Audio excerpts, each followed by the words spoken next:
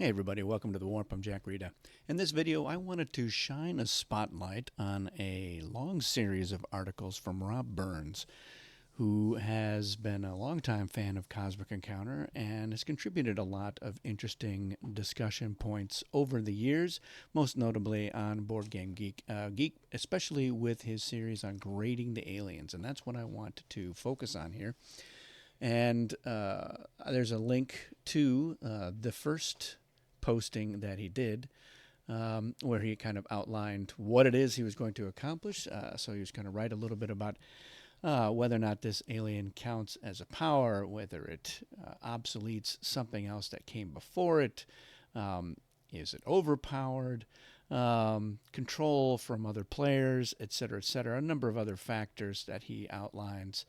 And then he dives into right away with amoeba. So he did an alphabetical listing. So as you can see, he's giving you all of the information you need. The alien, its short description, the actual power description history, the wild and super flare effects, and then his notes on evaluating it. So he gets that, but he also gets information from other people, having them chime in as well as part of a lot of these articles. And then this post goes into antimatter next, and so forth and so on. And later on, at the end of it, he did sort of a final grades, and here you can see some information about the aliens, the grade they got, whether they were determined to be must-have, middle of the road, or we don't really need this alien in there. And it was also part of like a poll that he would take. And this is where he started in on the aliens from Cosmic Incursion. So he's incorporated things like information from the Cosmodex, and then collected summaries, which I talked about. So other people who have very strong opinions on Cosmic Encounter, what they have said as they weigh in. This is Rob's take. Some of the people who have joined later and maybe haven't been commenting on Cosmic Encounter for 30 or 40 years, like some of us. But in the call, yes, the polls here, the essential test, is this an essential alien? And if not, some other information, and you can see the results here. I tend to vote on yes, they're all essential. Why wouldn't it be? The more the merrier. I think on some of the aliens where you would say, oh, this is so much like this other alien, which fortunately is not very many. Then I could see an argument for this is not an essential alien, but I consider Bully a very essential alien because there's not really a lot of other aliens that do this. Certainly, Hate has that same effect of targeting somebody's ships, selecting the not the losing ships, but selecting ships. So it's not identical, and how it gets there is very different as well. But as you can see, like Hate, we're looking at the gradings. It's a don't need alien, but I love Hate.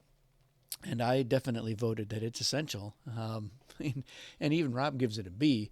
I mean, you get a visceral reaction when Hate is in the game, and there's a lot of tactical decision making in terms of what do you discard to trigger that, and how much of an effect that you have.